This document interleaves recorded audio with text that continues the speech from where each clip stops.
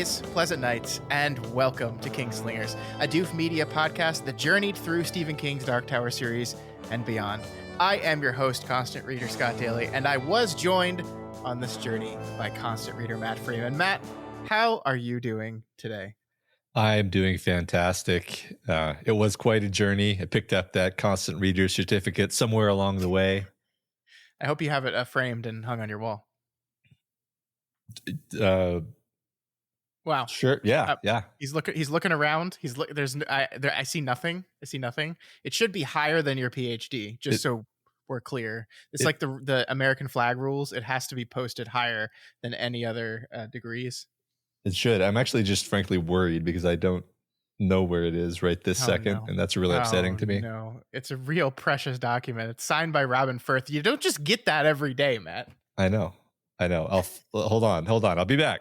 No, we got a podcast to do. All right. This week on the show, folks, we're saying goodbye. This is it. This is the series finale of Kingslingers. I don't have a lot planned today. I don't have a big long script. I have a page. I have a page right here of notes and things to discuss. But really what I wanted to do was just have us, just an excuse to get together one last time on this podcast, on this feed, of course, and chat about this experience, chat about these past 5 years, chat about what we learned, what we're going to take away from this, and just talk about Stephen King for the last time ever. So we're never talking about him ever again, ever. No, it's wild to say 5 years, right? Like that is... it's not quite, but we're almost there.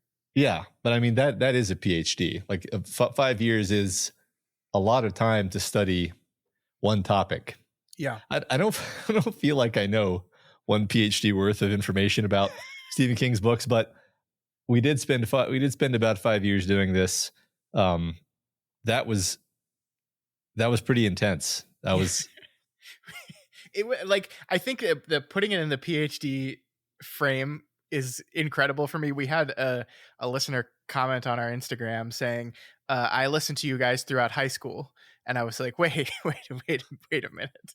That can't be. Uh-huh. And then you do the math and you realize that, yes, 5 years would be the entirety of high school plus one for a person if they started listening their freshman year, which is a wild way of putting into context how much time this has been. It's crazy how fast time moves. It doesn't feel like it's been 5 years for me. That's for sure. Yeah, I guess for you, when we started, you had 0 children. True. And now you have 2. And Allegedly. I guess I had all of my children. They were just smaller. Much smaller. Yeah. Yeah. That was just... We both become silent as we just start reminiscing. I think that's going to be a lot of what this episode is. It's going to be a lot of reminiscing. I think we're very excited about what to come, but of course, I think we are a little sad to say goodbye. I know we have some listeners that are going to be following us to everything else we do, and we thank those people very much. But I also know we have some listeners this is their last stop, that this is probably the last episode of ours to listen to, which I beg you not to, but we totally understand. If you're really solely interested in Stephen King and Stephen King stories, well, we are still doing some of that, but it will be a little bit different. So we understand begrudgingly. Yeah, we're going to try not to overdo the plugs, but I will just remind everyone, every single week, Scott and I do a Doofcast episode over on the Doofcast podcast feed. It's covering some book or movie or TV show or TV episode or any number of things, probably video game this week, actually. Yep. And, obviously we're going to be doing Flanagan's Wake, which is going to be shaped very much like Kingslingers. It's just going to be kind of an adjacent creator. Yeah. And, other than that, we do the book club where we read a book once a month, which I always figure is going to be right up the alley of the kind of person who enjoys this podcast. So there's a lot of other stuff that we do. If you're really sad that this is ending, it's like, we didn't want to make anyone sad. And also, like, we're going to be spending basically the same amount of time doing this thing that we do. It's just going to be kind of, you have to click different buttons to get it. So I hope you do follow us. If you really, feel that way, I hope you do follow us over there. Yeah, I totally agree. So All right, to get into kind of what I wanted to talk about today, I think the first thing that I wanted to do before we kind of start really, really reminiscing and looking back on these 5 years and 3 seasons is I wanted to do kind of a postmortem on season 3, because I think if a season 4 was happening, if we were continuing this podcast on, one of the things, the main thing this episode would be doing would be looking. This would be a season finale, not a series finale, right? This would be looking back at the third season and everything we covered in the third season and really revisiting kind of the plan and the books that we read and what we learned. And so I want to make sure we at least still do that before we get into the show at a wider level. So let's talk a little bit about season 3, Matt. This was the longest season we've done so far. We read the most books in the season, and I set about specifically to do kind of a Stephen King through the ages, Stephen King's greatest hits type of thing, where we read a book from each decade from the 1970s all the way up to the 2020s. We also read a short story collection and one of King's crime novels. So that's a lot of books. Yeah. 4, 5, 6, 7, 8, 9 novels, 8 novels and one short story collection. Matt, do you need me to refresh your memory on the books that we read as part of season 3? For the sake of everyone, yeah, let's go through them. Yeah, I love how you phrase that. Everyone, not you. You remember them all. I totally know which ones were in which seasons off the top of my head. Yeah. Yeah. For season 3, we read The Shining, which was our 1970s selection. We read Night Shift, which is our short story selection. We read The Long Walk, which was our Bachman book. We read It for the 1980s. We read Desperation and The Regulators for the 1990s. We read Doohickey for the 2000s, 11/22/63 for the 2010s. Mr. Mercedes was our crime novel, and we wrapped everything up just over the last couple months with 2020's Fairy Tale. So those were the 9 books, I guess 10 books, and a short story collection that we read over the course of this thing. There it is, Matt. There it is for you. What did you learn? Well, I will say I am glad that you structured it this way, and I have to put this all in your hands because you're the one who knows the map. You know the lay of the land, so you are the only one who can do this, so you get all the credit for it. I thought it made perfect sense. Obviously, season 1 is the Dark Tower because that's the point. It's called Kingslingers. Season 2, everything was connected to the Dark Tower. Makes sense. Season 3, it was a little bit less obvious what to do. And I really like this structure of what you did, breaking it up by decade, because I felt like this season, really more so than the prior 2 seasons, I learned to understand Stephen King as a writer more. Like I went from just like a Stephen King enjoyer to Stephen King understander. At least I flatter myself to think so. Because we saw him grow, right? We very carefully and methodically tracked his development, the topics he was interested in over time and how that evolved, the stylistic experiments that he did over time, kind of broadening his range in different ways and doing things that he had never done before, and then maybe cross-pollinating that with something else, and then and then once we kind of saw that, we realized we could look back at the older books that we covered, or rather the previous books that we covered in our show, and say, that kind of reminds me of this other thing that he did over here. And it is just extremely gratifying to understand like the career of Stephen King rather than just kind of, analyze the Dark Tower and the Dark Tower adjacent novels as kind of a fictional, piece of art. One way of putting it is the first 2 seasons were about understanding kind of a sprawling piece of art, and then this season was more about understanding the artist. And I loved it. This is a great season. I don't know which season would be my favorite season. I think whatever I did most recently is always my favorite thing, so this might be my favorite season. Sure. Yeah. I mean, I think this season has the benefit of just having some of my favorite books of all time in it. So that helps. I really like what you said there, because I think, when going through and making selections on picking like which books I wanted to cover for what I wanted the decade book to be, I do think I inadvertently backed into a thing where these were stories that I think ultimately were specific to kind of who Stephen King is as a person and what he was going through at those time. And I think if you go back and listen to this season in particular, I think we always kind of do this. We use these these podcasts and this analysis to analyze the book, but also to analyze the author. I think we've always done that, but I think we did it more in this season. And I just think it's because these are books that I think do kind of ultimately define who he is.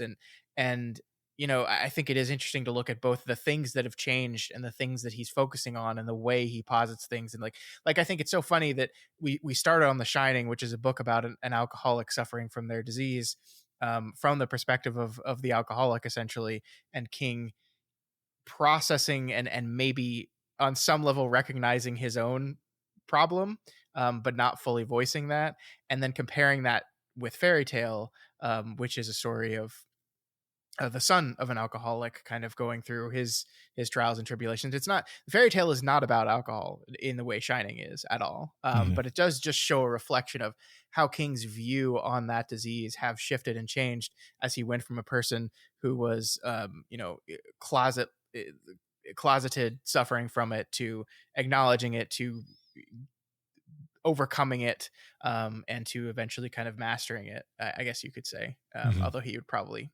hate referring to it that way, but it does kind of track this really interesting through line through everything, I think.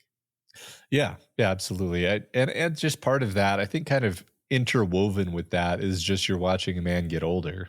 Yeah. Oh Um, yeah. like you just kind of calm down and mellow out, and your interests change as you get older. The Long Walk remains one of my favorite books that we've ever talked about together, and that's just like not. I don't want to. I think you'll take this in the spirit it's meant. That's just not a book that an old man would write. Like, that's a No. book Yeah. about the concerns of very young men. It's almost like off-puttingly so. Like, I think there are people that we've talked to where they're just like they're basically they're kind of being polite, but they're almost like, Matt, I don't understand why you like this so much. And I'm like, it's just because I can remember being a young man well enough that I still feel this. And I kind of wonder if I was 20 years older, if that would even be true anymore, if it would just be totally unrelatable to me. Um, and but then and then it is a it is particularly a novel about a man in his late 30s, early 40s, right? Like, Yeah. reflecting on his childhood, like, specifically. So that's a book that comes of being a certain age, having certain concerns, and then he gets a little spiritual. We go into desperation, and the regulators were struggling with theodicy and why is the world this way, and Yeah. like coming closer and closer to really struggling with the nature of evil. Obviously, I think that's kind of always been a concern of his, but he morphs and evolves his feelings about it over time, I think. And then, Yeah. yeah, I'm just kind of going through, and it's like the interesting thing about like Doom McKee, 11/22/63, and Mr. Mercedes, which span 3 decades, really, or I guess 2 decades, Two whatever, decades. Yeah. 2 decades. It's like, to me, those are him. Kind of like, this is a period in his career where it's almost like he just picks a genre and he's like, I'm going to do that. Yep. And that's kind of what Yep. these are. Yeah, he's always kind of chasing what interests him the most, and I mean, there's a core kingness to all of it. But I do agree with you. This is, him specifically. I really think post accident, King kind of like sat down for a while and just said, like, okay, like, what do I want? What do I want to be as a writer at this point in my life? And I guess all the way to the end of my life, like, what kind of writer do I want to be? What kind of stories do I want to tell now? I do think it's interesting that as many books as this man has written, and it's a lot, 77 Hmm. 77 novels and short story collections, it's a whole lot. I don't think he's ever kind of like got into a habit of kind of repeating himself. Hmm. Now I think there are things, everyone's screaming the kingisms at me over and over again, the common phrases and images and character archetypes he uses, and yes, that's true, but like, he's always looking for something new and interesting to explore. Like, he's never been like, okay, I wrote Salem's Lot, I'm the guy that writes vampire books. No. Hmm. Okay, I wrote It, I'm the guy that writes monster stories. And he occasionally will write a monster story, but really after It, he kind of almost intentionally set out to not do that anymore. Hmm. And he'll go back to it every once in a while, but he's constantly searching for something new and different to explore. And I really do think books like 11/22/63 reflect that perfectly, because like that's in every way possible a King story. Yes, it totally is, but it's also completely different. Like there's part of me that wonders if you get a person who has never read it and has never read 11/22/63 and doesn't know anything about them, take the copyright off those books and tell them the same human being wrote these two stories, like what their reaction would to be, because in many ways they're the same, and in other ways they're just entirely different from each other, and I just find that endlessly fascinating. Yeah. Another thing I really appreciate, really have grown to appreciate, more so in this series than I think the previous ones, is just like he really is really good at changing his voice, and especially like the character internal voice, especially when we're doing kind of a first person story. But even when we're not doing a first person story, like Bill Hodges and Charlie Reed, um, and Jake Epping, like I'm not going to name all of the protagonists of all of the books of the season, but I could basically say the same. Like they all feel like totally different dudes. They're, that ineffable quality of like, that's just not a thing they would say, or that's a thing that you know what I mean. Like it's just a coherency and consistency to that Yeah. voice, where like those dudes just live in my head now, and they're totally distinct. I would never get them confused. You never have. And I mentioned this, I guess, just because there's other authors that I really love actually, where they just kind of don't do that. Like all their characters kind of feel the same. Um, and Kings never do, and he really stretches himself too. Like Yeah. some characters are really, really kind of far out.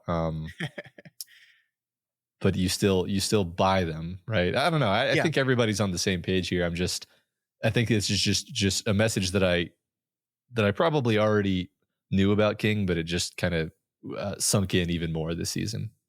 Yeah, and I do feel like he's gotten better at that over time. Like I'm remembering, and I know I'm breaking our rule to not to I'm breaking out of season 3 specifically, but I remember Salem's Lot, which is a book I really enjoyed. But I think we also had some problems with, right? I think there were parts, especially of the protagonist of Salem's Lot, of gosh, Ben what was Mears. this? Ben Mears, thank you. Yeah. Um, I think the kind of voice of the character got a little lost in the authorial voice in that book, and it's a very early book for him, but I think he's just gotten better at that as he's gone on. Hmm. And again, I think 11/22/63 is just his modern masterpiece, and I think that's a book where he is taking everything he's learned over a long career and just channeling it into this novel. That, I mean, we even had some problems with that, right? It wasn't a perfect book, certainly, but like the voice of the characters and how everything is drawn, and just the tone and the feel of everything in that book is just a mastercraft. And I mean, like, as much as I like the early King books, and I do, like, it's just different and better, and it's very clear. I feel like there are some people in the creation of art that tend to stagnate for one reason or another, and I Hmm. think he's constantly pushed himself. I think that this season, more than anything, it demonstrated that he's pushing himself, he's growing, he's trying new things. Like even Fairy Tale, which is a book that got very mixed reception overall, right? Hmm. He is trying to channel a very specific thing there. He's trying to do something. I think he is kind of tapping into the YA fiction area a little bit. He's kind of consciously and intentionally making a modern YA novel. Like, I mean, you could call like Eyes of the Dragon his first attempt at like youth fiction. I think first attempt is probably wrong, but an early attempt at young adult fiction. But that feels like a young adult book that came out, 40 years ago. Fairy Tale to me feels like a YA book that came out 5 years ago. Yeah. And so, like, I really appreciate that about how he writes. Yeah. I agree completely. It's, I think, another fun thing related to that we've seen this season is like when he does the stories that are basically him letting the characters drive versus when he does the stories where he has picked a genre and he just decides he's going to do that genre better than you've ever seen it before. Mm-hmm. And it's funny because I didn't know this in advance, but as I'm staring at this list of books and I'm just going to pick out the fact that, we did Doomakey and then we did 11/22/63. And these are both kind of, they're kind of like narratively offbeat. I remember us, especially in 11/22/63, kind of being like, this book has a lot of kind of little oxbows and back, and it's like we go to Derry for a while and we go do this for a while, and on the Mm-hmm. whole, like, you enjoy the book, but you're just like, part, I think that might have been one of the books where it's like, for all that you love it, you're just like, I bet that if you were a younger author, a lot of this would have been chopped out because it's like non-essential, Sure. in some sense, but it's like, well, you don't really want it to be chopped out. That's not what you're saying. You're just saying that's the kind of story that he writes. Anyway, then you contrast that with like Mr. Mercedes and Fairy Tale, where he decided to write noir detective fiction, hard-boiled, and then he decided to do, like you just said, to tie this in with what you were saying, a standard YA, like, this goes on the shelf right next to Hunger Games novel. And both of these really, really do feel that way. But like, the interesting thing is he still manages to have the really interesting character stuff. It's just they feel different. Like, there's types of stories that feel different. There's something that really makes me happy about the fact that, like, he keeps doing these things that are maybe a little uncomfortable for him. They're not Yeah. quite exactly like the lane that he has carved for himself. That like, because he's a true artist. That's just what I love about this project. Like, this project could not have gone on this long if he were just churning out like the same book over and over, obviously. Yeah. So I think you're right, and I think that's kind of a great transition point to talk about the series as a whole, a little bit here, because I mean, I agree. Like, first of all, we began this journey with a lot of unknowns in mind, right? Like, I didn't know for sure that you were going to even like the Dark Tower series. I had a good guess. I know you pretty well, and I know what you like and the things you're interested in, and I kind of always knew you would enjoy Stephen King. But I also didn't know like how much there was going to be to talk about. And then, like, we finished that first season. We wrapped up our journey to the tower, and that was, by the way, like, that was the original plan. There was no season 2 in the plan. There certainly was no season 3 in the plan from the beginning. That was just born naturally of us finishing up and saying we're not ready to be done with this yet, and so we kind of invented reasons to come back. Each of the seasons have a theme to them, just to have a reason to help us kind of pick which books we want to talk about. But I really think, like, this is still a thing, and I think we talked about this when we finished our work with Wildbow's Worm and Ward. But I think the same thing is true here, that I really don't think this method of podcast will work for every single author. I really don't think it will. I mean, I think you could make content. Like, yes, I could pick any book series right now, pick it up, and we could read 80 pages a week and chat about them for a couple hours in front of a microphone. We could totally do that. I just don't know how good it would be, and like how would the things that we're saying be worth a damn, or would they just be regurgitating how much we like certain plot points or certain characters? I think it would have been, and look, not to say there's not some of that in this show. We certainly did our fair share of that stuff, but I think there's something deeper going on in all these stories. I think one thing that's really unique about Stephen King in general is he both understands that a story is supposed to be fun.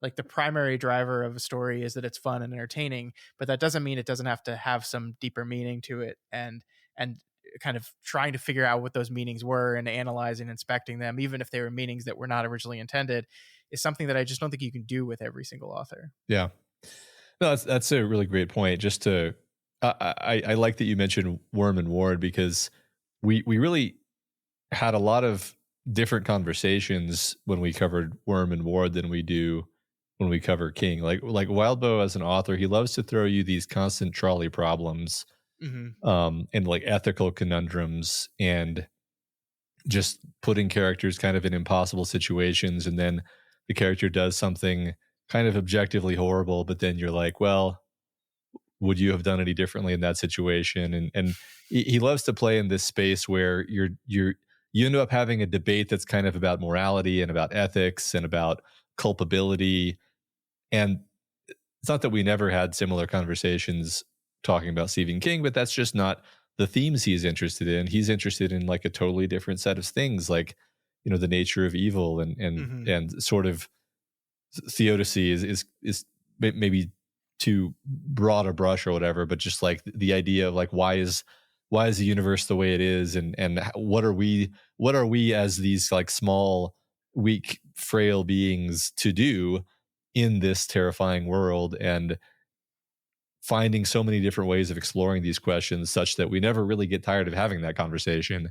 Yeah. um and of course he's really interested in stuff like people struggling with addictions and But even that, um I think, is still part of that same coin. Like, I think the universal truth of Stephen King and everything he does, I think it all comes back to the nature of evil in the mhm, world and the terrible things that happen. And I think struggles with addiction is just another lens on like this a personification of evil. mhm, Because addiction so often in his books is played as a metaphor of some foreign object kind of coming into you and taking control of you.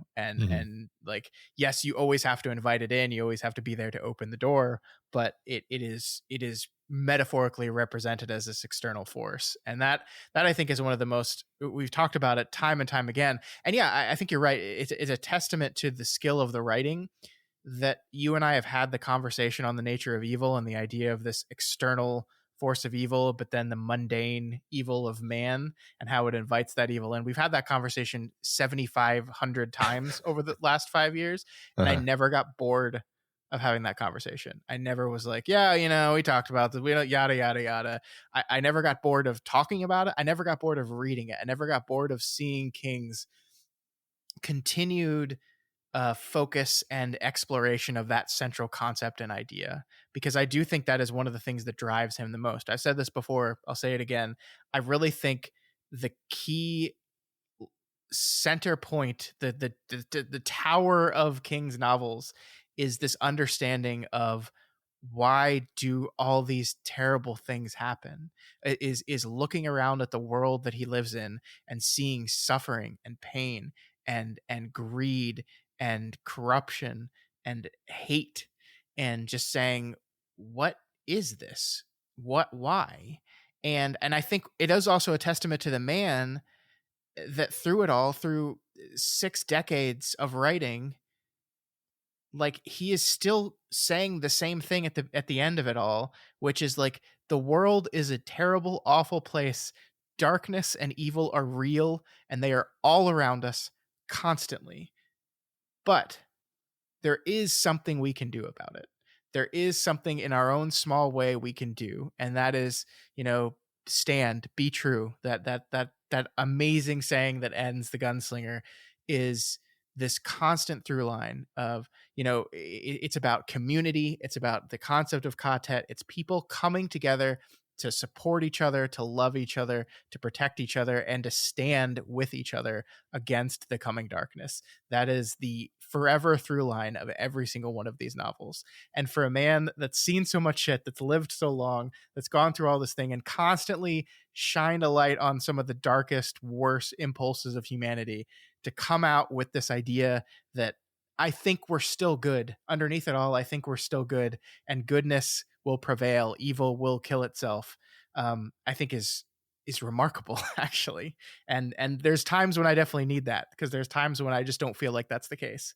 And King reminds me of that constantly. yeah. Yeah, I think it's interesting. One thing that he's maybe shifted in me slightly over time, and maybe this is just me getting older too, is like um he's made me somewhat more okay with the concept of death, because so often his characters just actually die, and it's still a victory. Hmm. I'm trying to be precise about what I'm saying. Like it's he continually makes sure that the idea of like we are these finite creatures, to paraphrase Gandalf, like it's you don't get to choose your life, but you get to choose what you do with the time that's given to you, even if that time is not as much as you would have wanted, and you do your best, and that's your life, and it can be a good life still, and it doesn't matter, Yeah. you know. I I think, this is a good attitude to have toward death. I would still Yeah. prefer not to die, but if I you're mean, gonna who die, wouldn't? Yeah, but yeah, I love how he writes it with Roland at Jake's funeral. I love the concept of each man owes a death. This idea that when we're born, like we will eventually a bill will come due and we will have to pay it. Every single one of us, no matter what. Doesn't matter who you are, doesn't matter where you came from. Somewhere that bill is waiting for you. And yeah, I think it's okay. So what am I going to do with the time I have? How am I going to do it? How am I going to live knowing that I owe this death and I'm going to have to pay it eventually? I love that concept. I really do.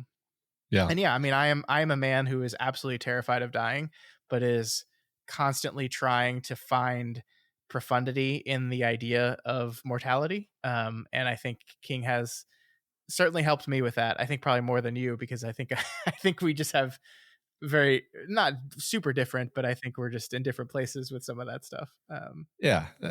It's like everybody has their own personal relationship with their Yeah, mortality, I think, and sure. that's fine. It's just interesting because a lot of his characters, speaking just of the main characters, a lot of them live, a lot of them don't live. It's actually hard to predict, like, but from book to book. Is this going to be a book where our protagonist lives or dies? And and I think it's because to him it's like, well, they're a hero either way. It's not like the death makes it like not a win. Yeah, Um, Many of the characters sacrifice them. I mean, if they die, usually it's some kind of noble sacrifice. Is my point. I guess that's yeah, the reason I brought up the concept of death in the first place is that I was thinking about how many of these characters over the whole show, not just this season, died in some kind of heroic way, and how that's like you could say that he is just as interested in the concept of like what is a hero as he is in what is evil. He doesn't use the word hero all that often, but for him, we use the word gunslinger, I think, in a way that's almost a pretty clean mapping onto the concept of a hero, like someone willing to stand up against the darkness, even at the risk of their own lives. That's a gunslinger. That's a hero. That's the archetype that he returns to quite often, yeah. um, and I like it. Yeah, and I think that archetype is also a reflection of King as well, because he likes to paint these characters that are ultimately heroic, but also have their own serious flaws. And I Mhm. don't think he's just creating characters with flaws like for dramatic tension in the story. I think a lot of what I see in some of these gunslinger-esque characters is Stephen King perhaps has, and again, I don't want to put words into his mouth or things, but I just feel this aura of not necessarily self-deprecation, but like I do think like a fear of he is sometimes his worst characters. Mhm. And those characters are a reflection of who he is. And so like I think Jack in The Shining is a perfect example of this character, like and is a person that Stephen King desperately wants to believe is a hero at the end of the day, because he sees so much of himself in the character and he wants to believe he's not as bad as he's afraid he is. And I see that in Roland as well.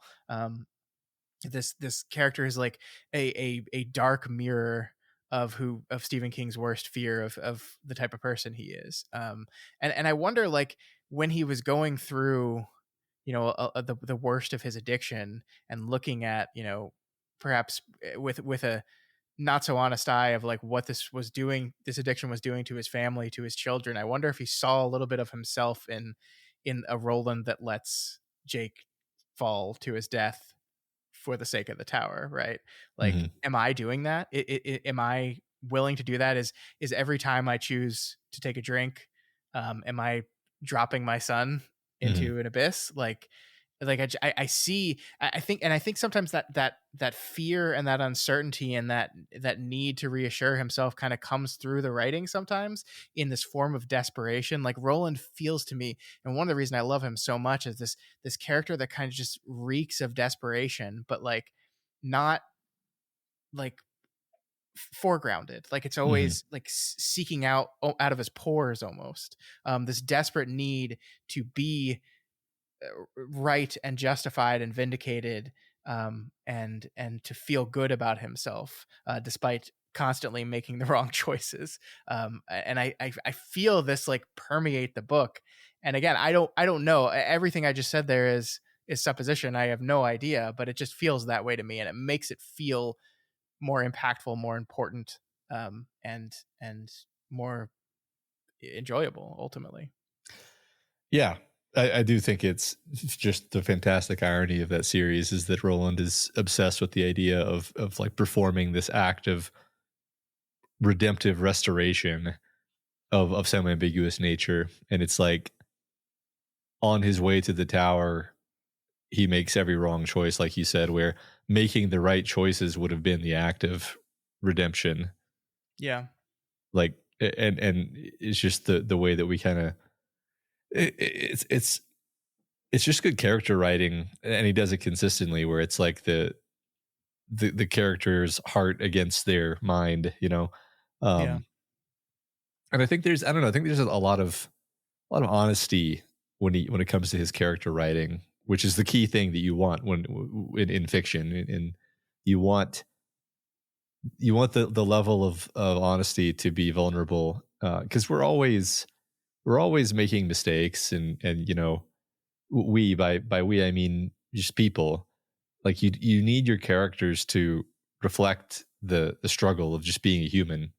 um and that's what he delivers. That's why his characters are relatable, yeah. and entertaining.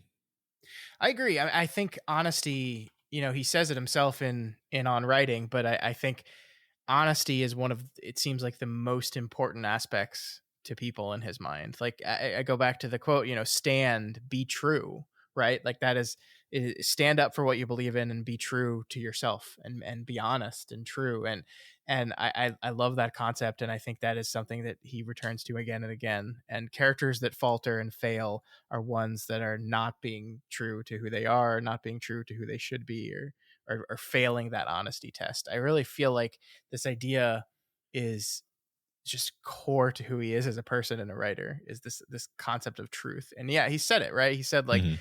no matter what I write, I have to write the truth, and that gets me in trouble sometimes. It pisses people off. It's like, but it's like that was the truth for the moment and the character and the event, and so I had to, even if it's dark, even if it's awful, even if it's depraved. Like that's the truth and the honesty of the situation.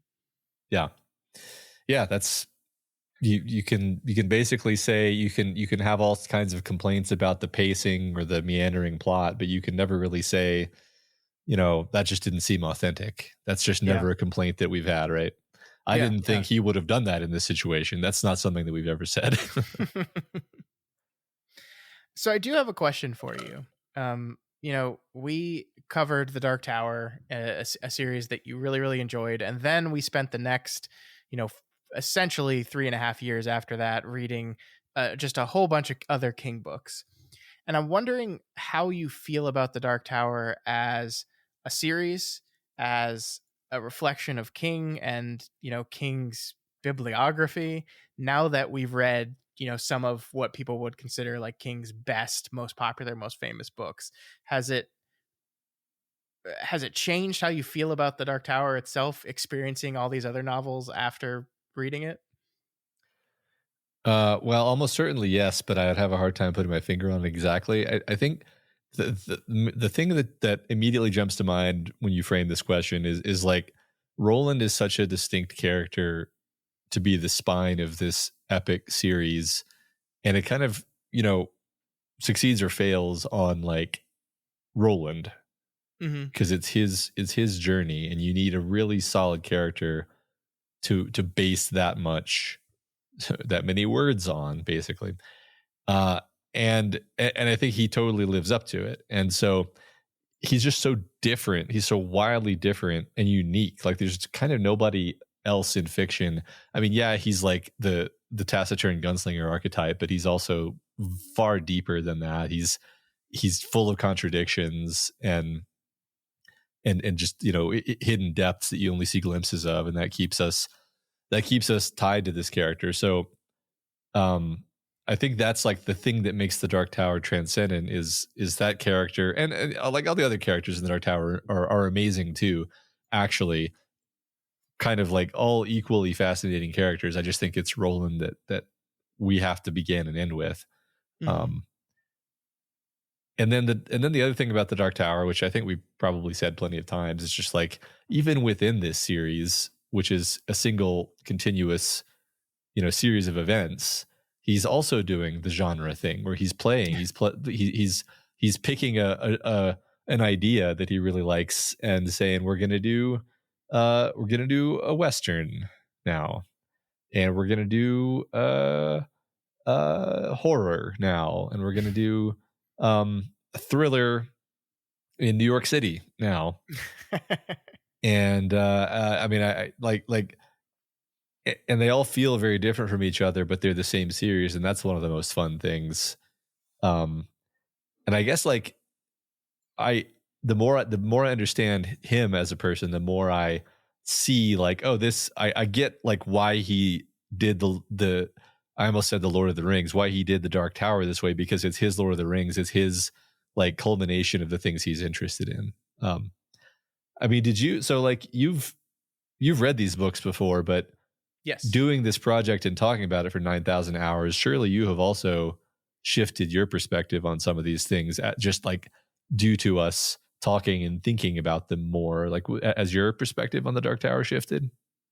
I think it continues to be an absolute masterpiece in my mind. Like it's so often like messy and and weird, but like I think one of the things that studying it and also studying all these other books, you know, I think we said at the end of the first season that, you know, there was something ineffable about the Dark Tower. There was some greater than its parts that happened with this series, and I think going through all these other books only kind of reinforced that with me, because I think it is a fantastic book. It's my favorite novel of all time. I love it to death. It's so good. It's basically the perfect novel in my estimation.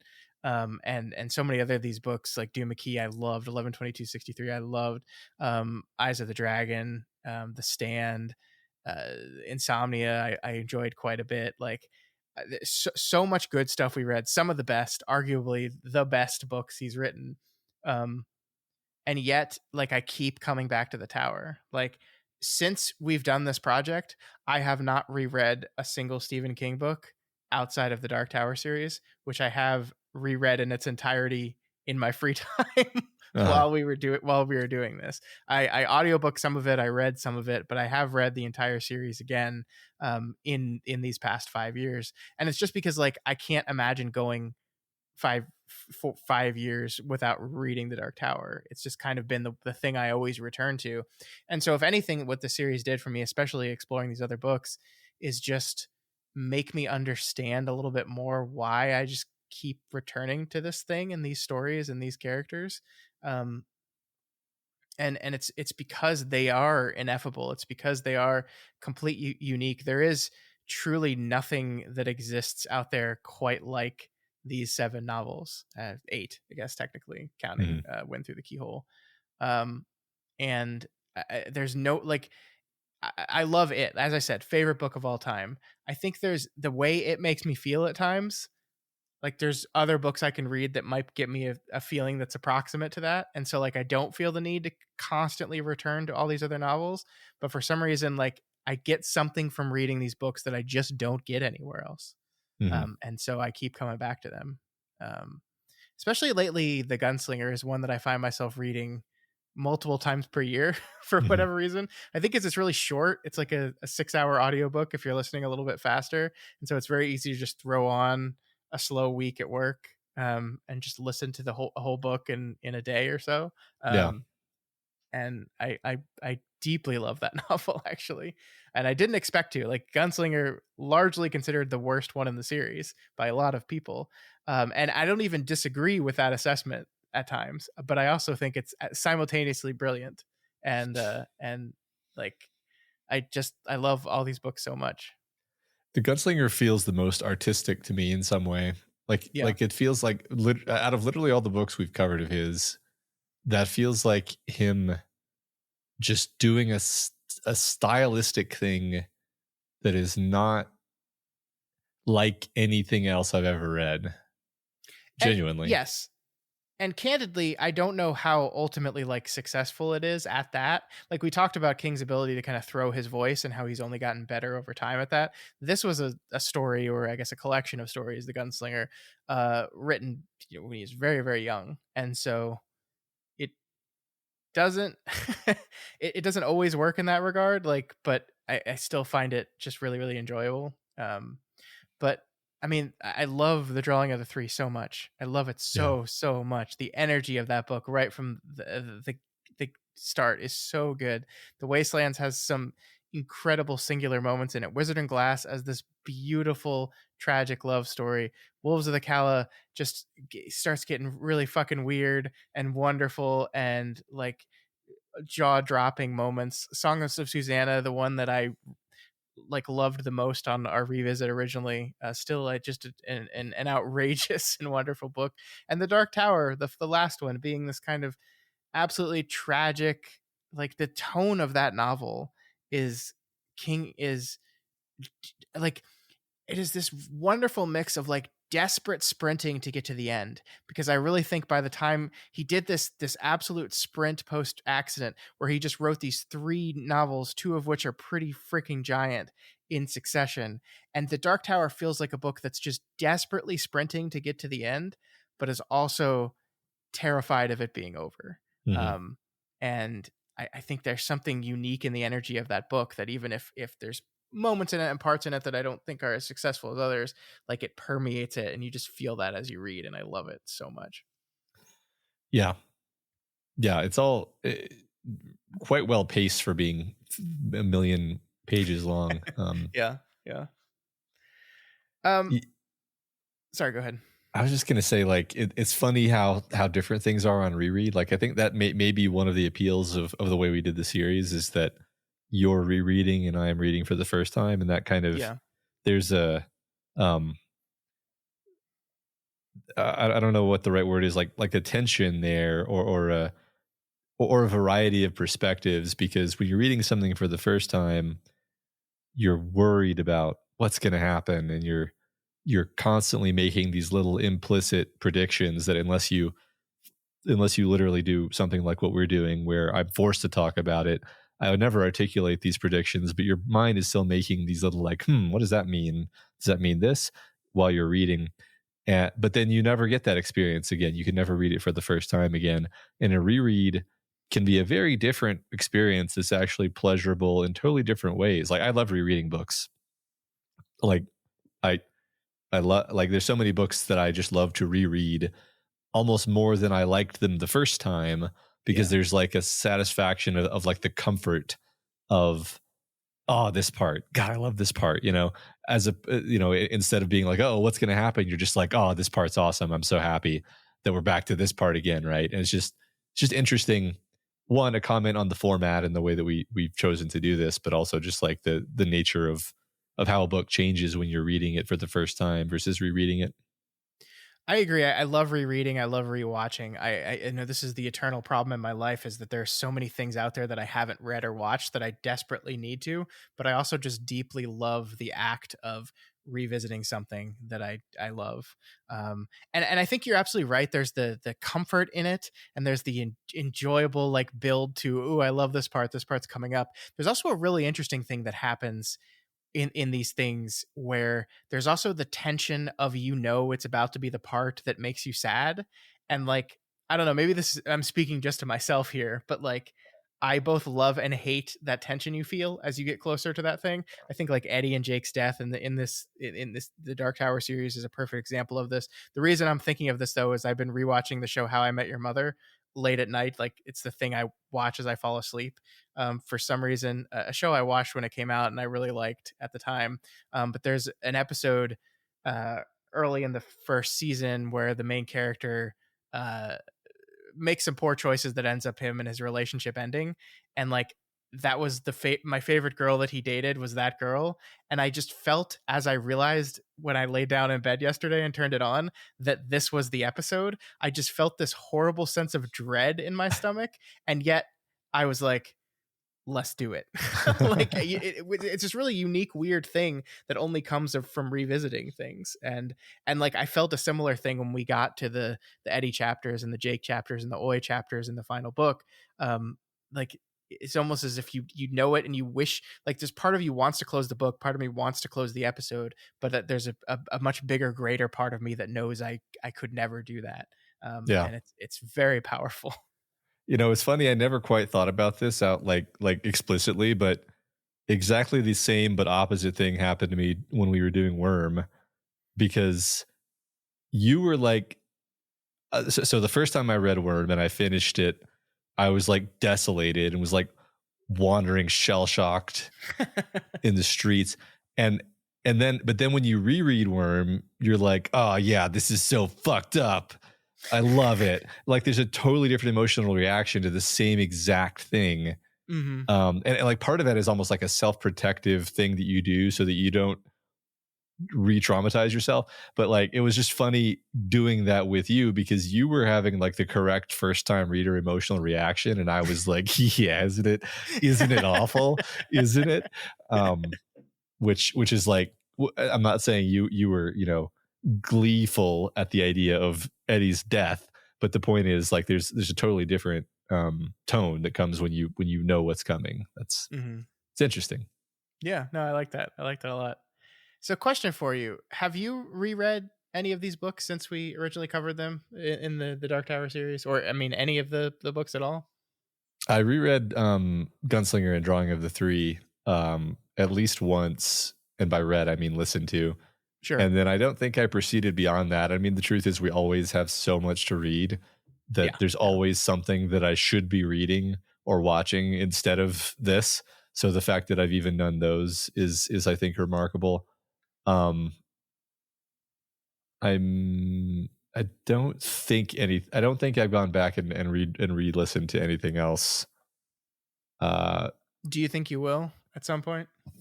I do. I do, definitely. I mean, I'll probably end up redoing the whole Dark Tower at some point, just because it's not like there's like a reason I stopped at the Wastelands. It's just like I finished and then I felt like I was, got something else to do. So yeah, I definitely will. Yeah. Cool. Yeah, I would love to hear what that experience is like for you. I will let you know. Yeah. I wanted to have some fun with numbers here a bit, Matt, because I think it's fun to like look back at our podcast and as it's complete now, we can look over all the numbers for the whole show. Because there's quite a bit of numbers here. So this is a fun game we'll play. So we've already said there are 3 seasons of the show. Season 1 had 67 episodes. Season 2 had 79 episodes, and season 3 had 88 episodes. These are, by the way, just the main line episodes in the series. This does not count any of like the bonus episodes we did, where we posted other levels of the tower episodes or did other one-off bonus things. These are just the core series episodes. In season 1 we covered 8 books. In season 2 we only covered 6 books plus 1 novella and 4 short stories, and in season 3 we covered 9 books. That's 8 novels and 1 short story collection. That's, by the way, a total of 23 books, which makes up 29.87% of Stephen King's published work. So round it up to 30. We've been doing this for 5 years, and we've done not even a third. Even a third. Yeah. Why are we quitting? Why are we stopping? We got so much more to do. I know, man. I know. That's what people keep telling us anyway. Yeah. That's a lot. Those are some big numbers there. It's a lot of books. He writes a lot. That's He amazing. does write a whole lot. Yeah, 234 episodes is the final count of mainline episodes. There are 254 total episodes in the feed right now. So that's another additional 20 for all the bonus and one-off things we did, and then the introduction episodes, which I didn't count either. That's a lot of episodes of a show. This is the figure that I can't get over, that is still staggering to me. But as of today, 2.17 million downloads, which Okay. is a truly insane number. Truly insane. And that's only on the RSS feed. That doesn't count YouTube listens, which is a small amount. We don't get too much of YouTube, but we do get some. There's some there, so it doesn't count that. How's that number make you feel? I have no idea. I don't think I have the ability to feel numbers of that scale. I don't know. I don't know what to do with that. Like, it doesn't, honestly, it's the discussion. Like, so in terms of like the satisfaction of having a project that people listen to, and then and that feeling good, like what actually feels good about that is like how consistently we have just an embarrassment of riches when it comes to the discussion question answers. And people really giving thoughtful, careful responses to that just consistently. I mean, I don't think, I honestly think it's been years since we just like didn't have enough discussion question answers, which is kind of amazing to me anyway. Like that's 2.17 million downloads is a nice feather in my cap, but like in terms of week to week, like just being happy and feeling like we've got a great group of people listening and kind of feeling like we're part of this community. It's the discussion question answers that really kind of get me excited. Yeah, no, I think that's a great way of saying that. I mean, obviously we like number go up good, right? We want as many people as possible to listen to the show because we think it's good and we think people will enjoy it, and we like bringing a community together. But yeah, ultimately all that it matters for like the day-to-day creation of the show is just whether we're getting enough engagement from people to make the show as good as it could. And yeah, I mean, one true thing from basically the beginning was that we always had that, and so that's what those numbers ultimately mean. Yeah, for sure. Here's one I'm particularly proud of, and by the way, these numbers come from some of the numbers I pulled myself, but these numbers I'm about to read come from one of our listeners, Busy Dad 82, who compiled them for us because I started doing it and I was like, this is too much work. But the total audiobook time for all the books we read over the course of the show was 514 hours and 55 minutes, and the total podcast time, not including this episode right here, was 518 hours and 27 minutes. So we have talked longer than the books we've talked about. That's pretty funny. So you could read out loud every single book we talked about, and you would finish before someone playing the podcast would finish.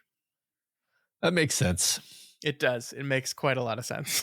But what's actually funny to me is that they're such close numbers. They are. Those numbers are like practically within 1% of each other, really. Yeah. It's kind of a remarkable coincidence. So like if someone asked us like what our rate of discussion was in books generally, I could now effectively say the amount of time it takes to read a page of the book is roughly the amount of time it takes for us to discuss that book. Now we have to mention that the discussion questions, are like generally a good 20, 30 minutes on the end. But yes, basically, yeah. Sorry. Yeah, you're right, Scott. It also counts the overview episodes. I believe that number also counts our bonus content. I think okay. Busy Dad included that. So yeah, not quite, but still, remarkably close. Yeah. Yeah. And we read 14,552 pages of book in the past 5 years. It's pretty crazy. Yeah, that feels about right. A lot of pages. Yeah, it's a lot of pages. Yeah, a lot of pages. Do you ever take all the books we've covered, since you do the paper versions? Do you ever like stack them and see what that stack looks like? I have before, but like because I did like at the beginning of season 2, I snapped a picture of all the books. Same thing for season 3. So I've like stacked them season to season. I've never like stacked every single book. No. Okay. That might be But fun to see. it If might. It if might. you want. I don't have the books, so I can't, but I got them. I got the Dark Tower right here. that's a long book right there. Yeah, it's big. It's a big book. And it's fun because this version is my highlighted version, so it has all my highlighting in it from all the shows. And I don't leave notes when I highlight. Like my process is to highlight, which is like, hey, don't forget to when you're going through making the script, here's something you want to think about. Uh-huh. And so like I'm just imagining in like 10 years when my son is reading these books and it's just like, why did he highlight that? And there's no explanation for it whatsoever. Uh-huh. Yeah, he'll have to Like- listen to the podcast. Like here we go. Here on this page I highlighted, under the circumstances, Chip McAvoy felt perfectly justified in sneaking his thumb onto the corner of the scale, a trick he had learned from his father. Why? It's a good question. No idea. But now I have these records of that. That's really cool. I don't like highlighting in books. I bought this, like they released a box set, I think, at about the time the movie came out. And I bought that box set specifically to be able to highlight in them, so I didn't feel bad about like ruining my nicer versions of the books. But now I have this cool like log sort of our entire journey. That is nice. That is cool to have. I always want, speaking of log, like this is a calculation that only now occurs to me that we could have done, but let me off the cuff this though. Like, so we had a total of 254 episodes, and that sorry, got a new computer which I am not quite used to yet. 254. No, what's 254 times 20? That's basically 5,000. Just do 254 times 10 and then double it. Yeah, 5,000, right? Yeah. 5,000 pages of script. Yeah. No, that's true. Because our scripts are often around 20 pages. So we've probably done about 5,000 pages of scripts. That is true. I hadn't thought about that. That's a lot of script. That's a lot of typing. Yeah, I always like my Grammarly always like compliments me on the end of the week about how much writing I did this week. Oh, yeah. It's all Kingslingers script. Yeah. That's like I said, that's a PhD. Yep. That's more than a PhD. Oh God, 5,000 pages. I mean, I guess we each did around half. So roughly 2,500 pages. Yeah. So we're kind of getting near the end of what we wanted to do today. I briefly wanted to talk about our next podcast a bit here. Like I know you mentioned at the beginning, we're going on to Flanagan's Wake. If you haven't heard, that's what we are doing next. We are bringing the show to a close, and to answer some questions, we've seen some questions. Flanagan's Wake will not continue on this feed. We are going to release a new RSS feed that you will have to subscribe to. We are going to like drop like the first 2 or 3 episodes here just to make sure you folks don't miss it. But the ask will be then to then go and subscribe to the new feed. We want to keep like, we actually thought long and hard about how we wanted to do this, because obviously we have a ton of you. We have a ton of subscribers and listeners. And we thought long and hard about, do we want to keep it on the same feed and just have that continue on this feed? Ultimately, the decision was we wanted Kingslingers to be this thing that existed out there, because it will continue to exist out there in its entirety. All 3 seasons are going to be out there in this package that is this RSS feed, plus any bonus stuff we do going forward into the future. We already talked about how we're most likely going to do that, but we wanted to keep them separate and distinct. It's going to be a different show. It's going to follow, I think, probably our same general process. I think if you like Kingslingers, I think there's going to be a lot to like in Flanagan's Wake. We are going to be covering books in the same amount of detail. When we get to a Mike Flanagan story that is an adaptation of something, we're going to read that thing. We're going to read it just like we would read a Kingslingers book, with with great detail, multiple episodes. For example, we are going to be talking about Flanagan's Gerald's Game, and we are going to spend 7 episodes talking about Stephen King's Gerald's Game before we do that. So that all will be there. I think, Matt, like one of the big changes is we are going to try to do this as like a video podcast. That's the new hotness in the world right now.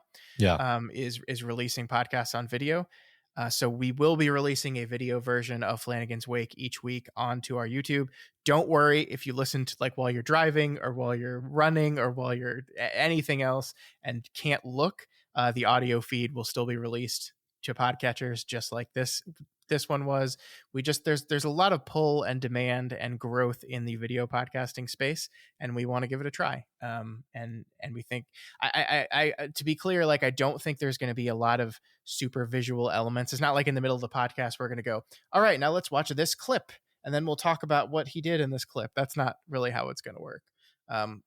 We might, as we kind of master video editing, like put visual references to things we're talking about specifically in the show, but it's not like we're going to be directly referencing that thing and requiring you to be able to look at something in order to listen to the podcast. That's not the goal. That's not what we're doing.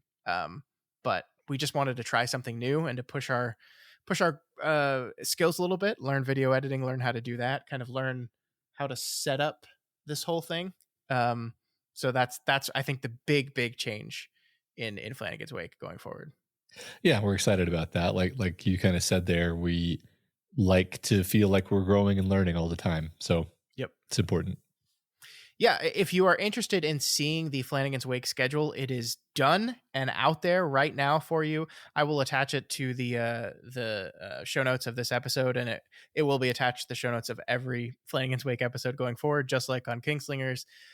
We are covering every single Mike Flanagan movie, every single Mike Flanagan television show, and then, of course, any book that show or movie is based on, we'll be covering that as well. So what are we reading? We're reading Gerald's Game. We're reading The Haunting of Hill House. We're reading Dr. Sleep. We're reading The Turn of the Screw and a bunch of other James Joyce. That's not the right. Who wrote Turn of the Screw? I don't know. Henry James. There we go. I got there. And a bunch of other Henry James short stories for The Haunting of Bly Manor. We are going, I've decided, Matt, by the way, we are going to read Christopher Pike's The Midnight Club. We will not be breaking that into multiple episodes. We're going to have one episode on the teen horror novel The Midnight Club, but we are going to cover the television show, and we are going to read a bunch of Edgar Allan Poe short stories for The Fall of the House of Usher. We are going to read The Life of Chuck, and of course now, Matt, we're going to have to revisit Carrie, since it was announced that Mike Flanagan will be adapting Carrie as well. We will. That's I'm delighted. Here's the one thing we will not do, and I'm saying this now, so no one gets disappointed. When Mike Flanagan's Dark Tower television show gets released, we of course are going to cover it. We will not be going back and rereading all the Dark Tower novels in preparation for that show. We did that already. You can go listen to it right now. If you want, if you're getting ready for the show to come out and you want to like bone up on Dark Tower, you can go back and listen to those just like we are. We're not going to do that, but we are absolutely going to cover the Dark Tower television show as well. Oh, what's wrong, Scott? You don't have a year to kill? So far, the show is planned at 101 episodes. That's based on everything we know that's been released by Mike Flanagan so far. It includes The Life of Chuck, a movie that's not actually out yet. I haven't seen, but it will be out by the time we get to it. It includes an announced Exorcist film that Mike Flanagan is supposed to be created that I believe comes out sometime next year or early the year after. So it includes those things. But we'll make shift and change as we go. But I'm really excited about this, Matt. The first 5 episodes are going to be covering Mike Flanagan's early career, which is a series of 5 movies he makes before he kind of gets the cachet to make a Stephen King adaptation. And I'm pretty pumped about it. I think it's going to be really great. Me too. Absolutely. So that is going to begin in January. So January 2nd, we will release our typical introduction episode. We've done this on every season of Kingslingers, just a way for people to kind of get a crash course in what the show is going to be about. And then from there on the 9th of January, we will head into it, and we won't stop until 2027. Nice. Our kids will be in college, but no, I'm very excited about this. I hope you folks are too. I hope you will follow us along, even if you're not as into the horror film side of things. You're mostly a book person. I think there's plenty for you here too. The Haunting of Hill House, if you've never read it, is an excellent, excellent book. I love it so much. And of course, we do get to cover Gerald's Game and Doctor Sleep, which are two Stephen King novels that I quite like. And you've never read either of them, Matt. I'm excited about that part too. Yeah. Yeah. If you want to make sure you don't miss anything, make sure you're following us on Instagram at Doof Media. Make sure you're following us on Twitter, same at Doof Media. There is already a specific Flanagan's Wake Twitter account. It's at Flanagan's Wake 19. We'll put that link in the show notes. We also have an email address if you just want to reach out and talk to us. We will, of course, continue to check the Kingslingers one, but also emails specific to Flanagan's Wake will be going to flanagan'swakepod@gmail.com. And we're going to be everywhere. Like I said, I will do like a feed drop of the first couple episodes come January. We will drop them in this feed if you're worried about missing them, because we are taking a little bit of a break here. We're wrapping up this week, and then we're going to take the rest of the year off, enjoy our holidays, and then get started on this whole thing in the new year. Oh my gosh, I'm so excited. I'm so really, really excited. Me too. This is a big shift, but also not so much a big shift. I mean, it's funny. I'll just go ahead and sort of let people look behind the curtain slightly. I think Scott's more emotional about the ending of Kingslingers than me, and the reason is that I am simply I would get really emotional about it, but I have just chosen to not perceive it as the end. I just perceive it as, what do you mean, Scott? We're just continuing on under a different name. Because if I let myself think that we're actually ending an important chapter of our lives that we've dedicated a lot of our passion into, then I would get really choked up and not be able to talk right now. Yeah, I mean, the other reason is I've spent the last 2 nights editing together the just incredible amount of voicemails we got from people saying goodbye to the show. And so that has made me very, very emotional, and has really, really set in on me that like this is coming to an end. It is. And I think that's that kind of where we're starting to ramp up to the end here. And really what I want to say as we do that is just thank you so much, everyone. Like from the bottom of my heart, like y'all are about to listen to the number of voicemails from people that said, they found us in like, so many people said they found us in the middle of the pandemic. So many people said they found us in low points in their life, and we became kind of a pillar or support for them in those difficult times. And I just want to say to y'all out there, like, same, honestly. Like my 2020 wasn't great either. We started this podcast in January of 2020. We did not know the pandemic was rearing right ahead in our future in a couple months. We were actually, Matt, I know we've talked about this before, but I'm just going to say it again. We were doing 2 podcasts of this type at the same time. We were doing We've Got Ward at the same time of Kingslingers, and we did that for 5 months because Ward didn't end until the end of May. Which is just like, thinking about doing that right now, I have absolutely no idea how we did it. But we did that for 5 months, and then we went on with Kingslingers. I got furloughed very early into the pandemic and spent the next few months not knowing if I was going to have a job at the end of this thing.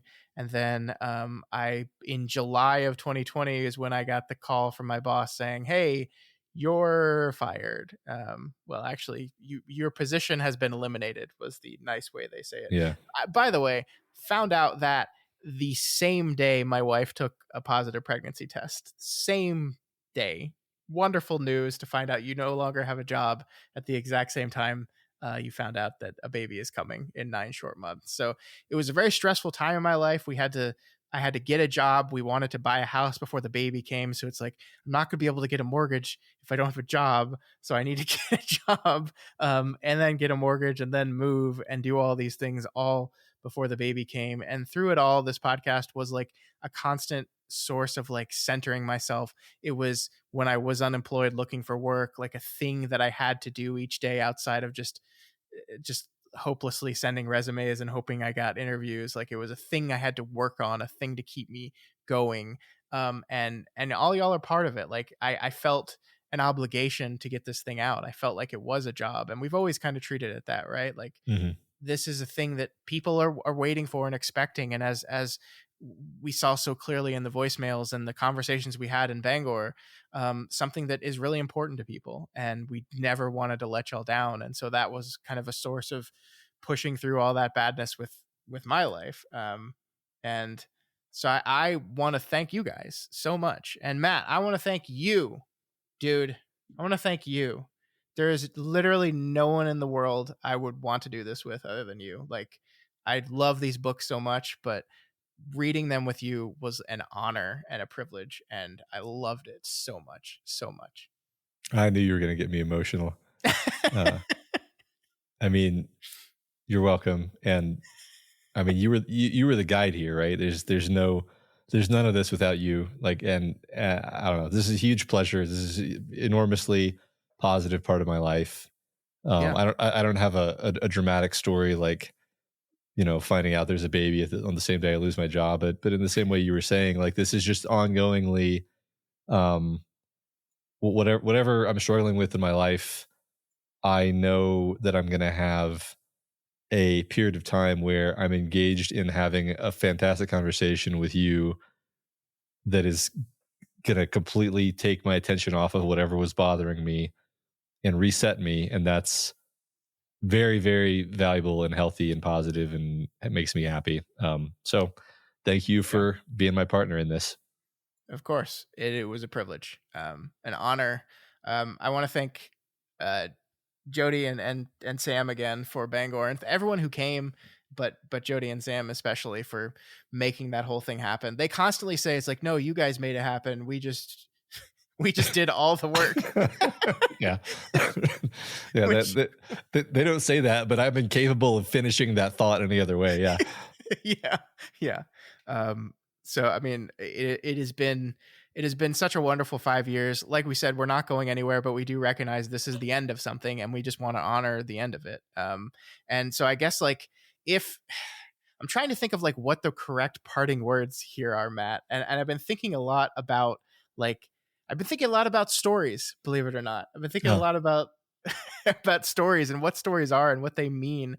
And I think like these are things that are like we talked about earlier, like are supposed to be fun, supposed to be entertainment, but they are important too. They matter, and they teach and they reflect. Like a story is a mirror of the person who wrote it, but also the person who's reading it, and the things, the meaning you take from it is independent to you and you alone.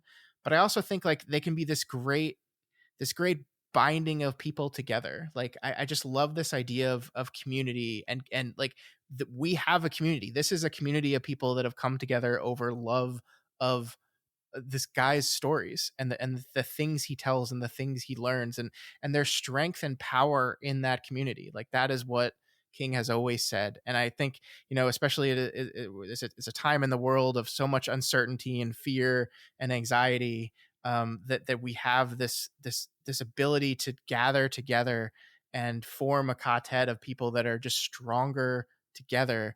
It's incredible. So like I guess my parting words to you people would be like, keep reading. Like don't ever stop reading, and read everything, and read as much as you can, and read those stories and talk to people about stories. And this thing Matt and I stumbled into, this idea of the author as a genius and everything is intentional, is one of the things I'm most proud of that we've put word to, Mhm. because it is, I just think this kind of perfect cheat code for how to unlock greater enjoyment of stories and creation. And like so it's not always easy, and we don't always abide by it, like it's something Yeah. that it's more of a goal and not like a specific principle. Like Yeah. it's the ideal that we're always striving towards, but sometimes don't meet. But I just keep that in mind. Like keep doing that, keep reading, keep discussing. Like I don't know, just keep standing. You know, It's beautiful. Love it. I'm emotional. I'm emotional. Yeah. Thank you all. So we're gonna do our outro here, and then we're gonna leave you with 35 minutes of voicemails from all you wonderful people. Thank you everyone who sent those in, and thank you for all the kind words you said. I cried multiple times listening to those things. So in many ways, Matt, this is like a silly little thing we do, this podcast. Yeah. But it's also very clearly an extremely important and wonderful thing as well. And I thank you guys for never letting me lose sight of that. Yeah, I totally agree. It's funny because when we're sitting here having these conversations, it's just you and me, but also also it's not just you and me. It's all these wonderful people out there, many of whom we got to meet in Bangor and realize like, hey, we're part of this thing, part of this big thing that's much bigger than us. It's community. And it doesn't stop just because we're stopping, right? Yeah, it doesn't. Absolutely. Yeah. All right. Well, with that, for the last time, that's it for us here on Kingslingers. Next week on the show, there isn't one. Flanagan's Wake. Yeah. Doofcast. Yes. All right. Well, remember, regardless of the fact that this is the last episode, you can reach us via email at kingslingerspod@gmail.com. You can follow us on Twitter at kingslingerspod, which you might want to do because who knows, there might be future events or kind of surprises in the vein of Kingslingers that we don't, we can't anticipate because they haven't arisen yet, but that would be where you would go. And of course, the same goes for hanging out on the subreddit at reddit.com/r/doofmedia. That's going to be the place to hear any news relevant to this podcast or anything Scott and I are doing. In perpetuity. Yep, definitely. And also, once again, the Instagram at Doof Media, I think, is a great place for that as well. Yeah. Also, the last time you have to hear me plug our merchandise, head on over to doofmedia.myshopify.com for all your amazing Kingslingers merch. There will be Flanagan's Wake merch there. It's not there yet, but there is some stuff there right now, and there's some holiday stuff. There are ornaments, there are blankets. It's some really cool stuff. I think Jody said it was December 10th that you need to have ordered by to guarantee this stuff gets delivered prior to Christmas. There's a Propagating the Time Wave ornament, Matt, that you need to order immediately. I'm so happy. So yeah, there's some great holiday stuff there. If you want a Kingslingers ornament for your Christmas tree, I know I'm getting one. You folks should get one too. And of course, all our other merch is there. So yeah, that shop is not going away. As we pivot over to our new show, all this stuff will stay there. That's right. And if you like our stuff that we do, then please head on over to patreon.com/doofmedia and sign up to support us. I mean, it would mean a lot to us to be sort of to feel supported during this transition to our new endeavor. I'll put it that way. Yeah. It is going to be a very anxious, nerve-wracking experience as we both take a break, the longest break I think we've taken since we started this, and also start something entirely new. So it's going to be a lot of anxiety. So any help you guys could be in that, we would, of course, very much appreciate it. And we're still going to be releasing, as Matt said, Doofcast is still going on. We are still going to be releasing bonus content on that Patreon, our series on From, that I believe we are titling 2. Yeah. 2, a From podcast. 2, a From podcast, will begin over on our Patreon here pretty soon. I think within a week or so, we'll get that first episode up there. So there's all that stuff still going to be going on even as Kingslingers ended. We are not stopping. And then Flanagan's Wake, as that kicks up into high gear, we're going to need all your support there. We're going to need you folks to share that as much as possible. I sorry for asking you to do stuff as we close this podcast, but it's really, really important for us that we hit the ground running on this stuff. And as I saw listening to the voicemails, like, word of mouth was such a huge factor for the growth of the show. So many people who left messages said how they found us, and it was through a subreddit or a Facebook group or a friend telling them. Or so, like, word of mouth matters. You guys actually do help us find new voices and bring new people to this wonderful community that you and we have created. So we hope you will continue that good work for us as we move on to the next show. Yeah, well said. All right, well, that's it for us here this week and on this podcast. So for the final time, long days and pleasant nights. And may you have twice the number.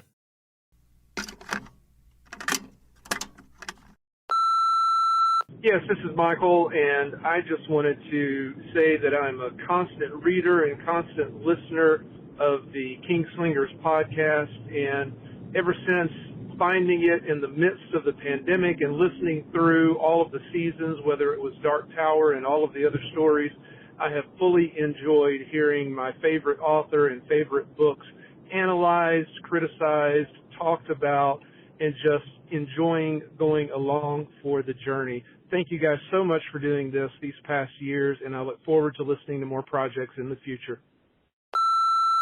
Hey, Kingslingers, this is Gabe. Real sad to hear the end of the show, but, all good things must come to an end to reach our path here at the clearing.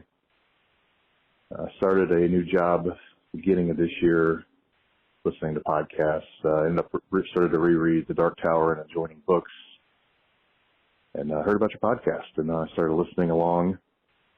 Some books, reading along with you. Some I'd already reread previously to finding your podcast, and it's been a great joy. I'm only up to the night shift right now, so it'll be a couple more months before I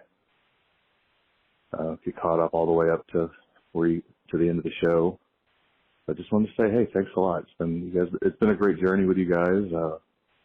This year has been my first year in recovery, so rereading King and his own journey and how it reflects in his literature has been very interesting. I see a lot of myself in him, and just the way you guys have been een able to point out stuff like that along some stuff I saw, some stuff I missed, and this other stuff. It's just been great. You guys have been my buddies sitting at work for the last couple of months, and pleasant days and long night. Getting choked up here, no, I'm not. But long days and pleasant nights, guys, and hope to see you on another project. Bye. Hi, this is Andre from Texas, and somehow I'm supposed to summarize how much I have loved these 3 seasons of podcasting in a single minute. And since there's no way I can fit that in, I'm just going to focus on one of the highlights, which for me was the Maine trip. That really was something I was excited for, and it still just blew away expectations. Huge thank you to Sam and Jody for all the work y'all did for that. And, of course, I have to shout out our 3rd place winning trivia team, the Winners Club, for clutching those final rounds. Matt and Scott, I have truly enjoyed this podcast that y'all have done. It has not just been something that I have loved as a fan of Stephen King and as someone who loves genre fiction, but genuinely it has actually helped me grow closer with my family who are all Stephen King fans as well. I'm looking forward to the Mike Flanagan project. This has been great, and I know y'all will keep it up. All the best. Hi, my name's Annalise from Illinois, and I just want to say that, I really enjoyed the podcast. I'm not an in-depth sort of reader. Tend to be very surface level, so to hear the discussions and stuff that you guys have done has really caused me to think differently about a lot of these books, and gave me an opportunity to read some that I hadn't read before. So I just wanted to say I really love the show. I'm sad it's ending, and I hope you guys keep on doing some cool stuff. Thanks. Bye. This is a commentary for the end of the Kingslingers. My name is Steve, and I'm from Chicago, and I've contributed to the program in very quiet ways. This is my voice actually talking to you. Thanks so much for all the analyses and all the goofiness. The biggest pleasures has been listening to Matt or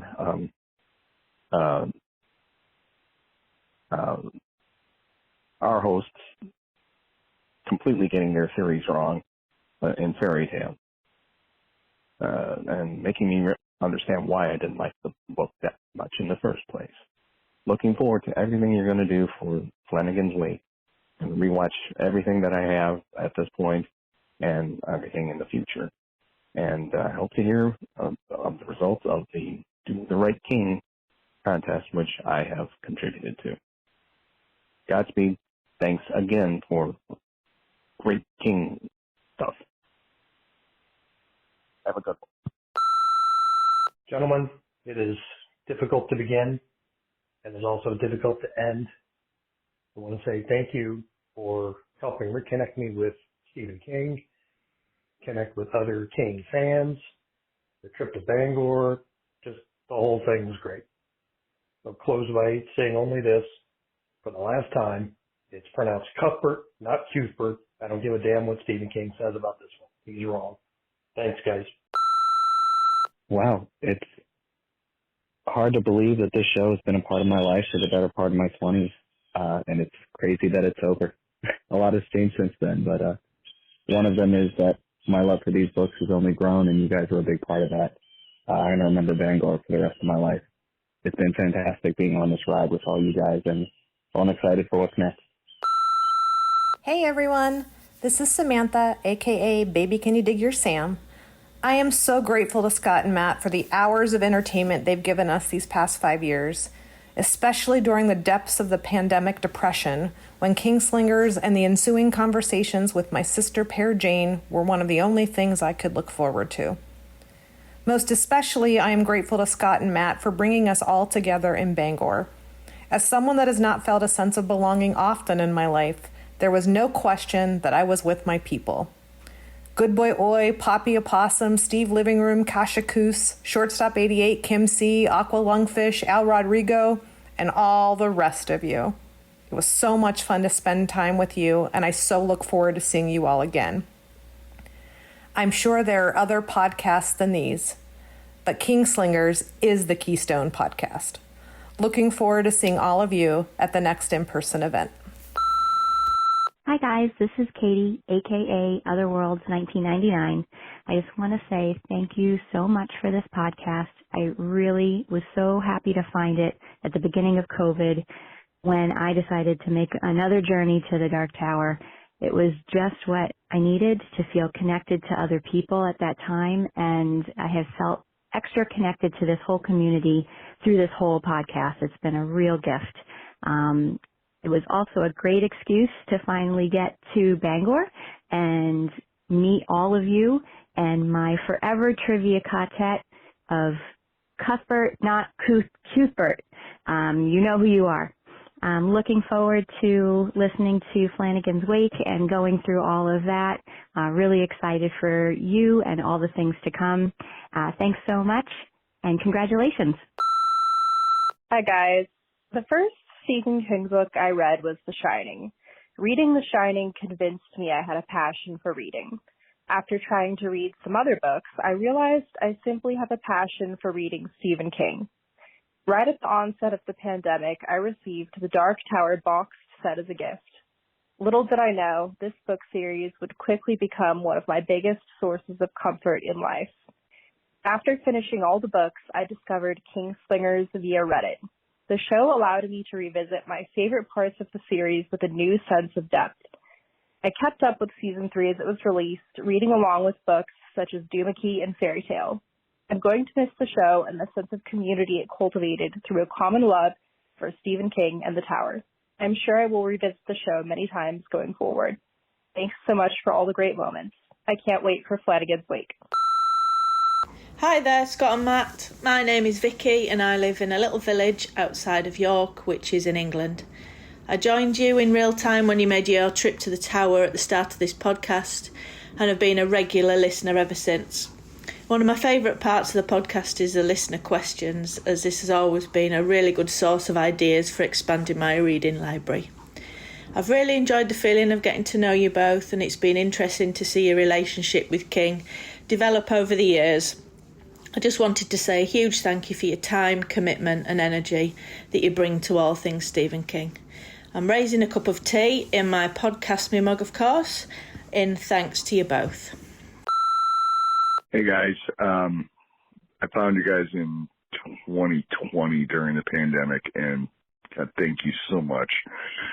You've reignited my passion for reading and literature. I was an English major, but seriously, everything you guys have done has been amazing. You've introduced me to so many new books. I've been reading along for a long time, and God, I've read like 20-some books with you. Anyway, long days, pleasant nights, and may you guys have twice the number. Love y'all. Thank you. Hi, Matt and Scott. My name is Larissa.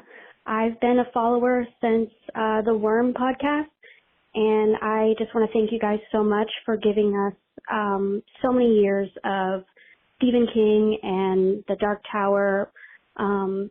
From someone who doesn't have any close friends to talk to about this sort of stuff, it really makes me feel like I have a group of friends that I can talk to and swap information and answer questions and just be a part of a group that loves Stephen King. And I just want to thank you guys so much.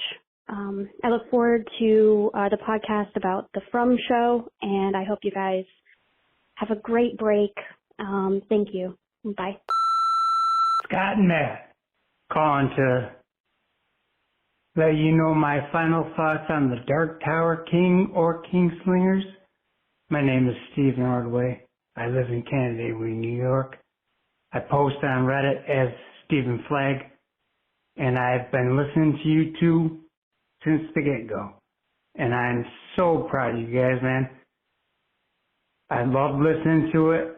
I love listening to anything King because I've been reading Stephen King since I was a child, and at 46 years old, I will never stop. I've been a constant reader my entire life, and watching you two go through this the way you did was just so much fun. It made me get back into reading again, and I can't thank you guys enough. So, thanks. Scott and Matt, the Kingslingers, congratulations, guys. The podcast has been such an awesome thing in my life and all of our lives.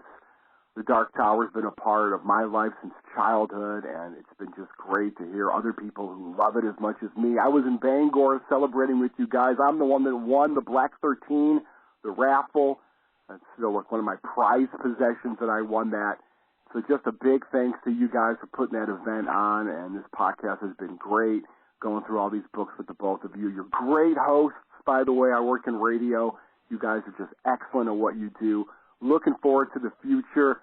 And yes, if you podcast me, then podcast me, still hilarious. But when Matt did the analogy between relationships and tennis in the Doomickey episode, that was just as funny, and I laughed out loud. You guys are the best. Congratulations. Hey, Matt and Scott, I just wanted to say how much I appreciate Kingslingers and all of the time and effort you put into reading the books, analyzing the books, and putting on the podcast. Going to miss the podcast, but I'm excited for what's coming next. You guys have kept me company on so many long runs. It's been amazing, and I loved all the very long episodes because I did not have to switch during my very long runs, so that was awesome. And, so gonna miss you guys on Kingslingers, but looking forward to Flanagan's Wake, and thank you so much.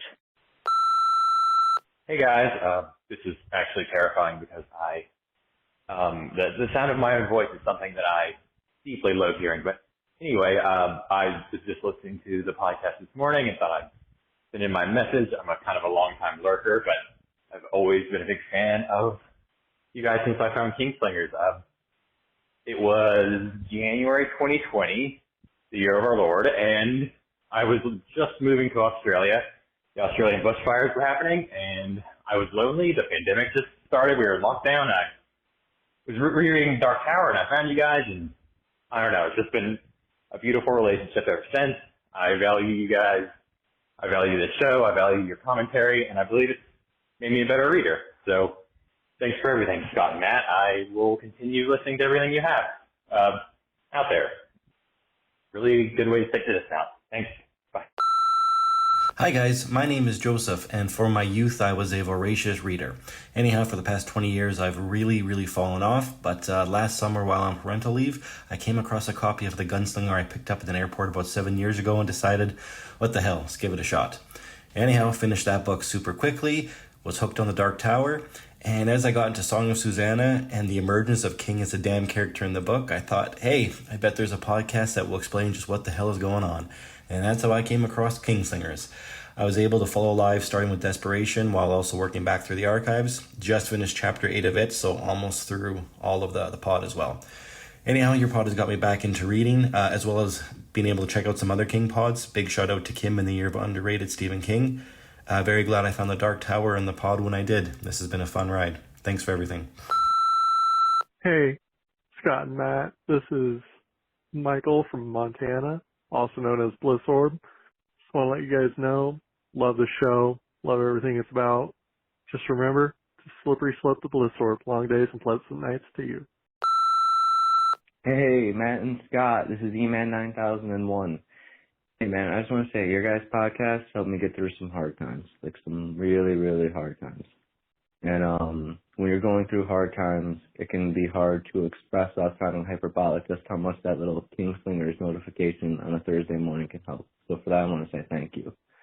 The Dark Tower is my favorite piece of fiction and will probably always be the most important piece of fiction to me, but I think it's so great you guys ended on Fairy Tale, because Stephen King wrote that during the pandemic because he wanted to write something that could make people happy, and it's kind of what your guys' podcast has been for me.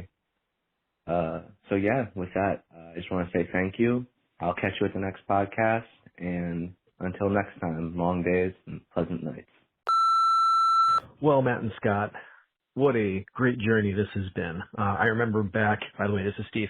I remember back in January of 2020, a random Facebook post about a Dark Tower podcast. And for once, I was very glad Big Brother was watching my every move because I was instantly hooked. And even after the Dark Tower, what a motivating way to get through just the list of King books that have been on the list forever.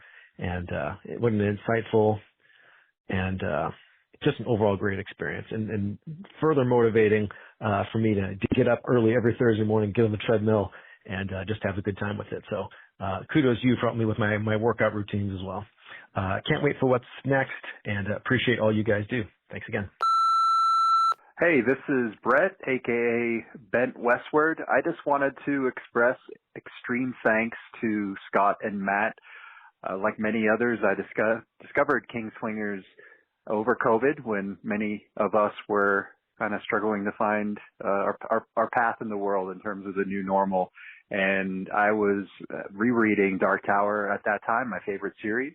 And to do that along with you both and do it in such an insightful and fun manner, frankly was life-changing for myself and for many others. And, people thought I was crazy and many of us for driving to Bangor in the middle of nowhere to do the meetup.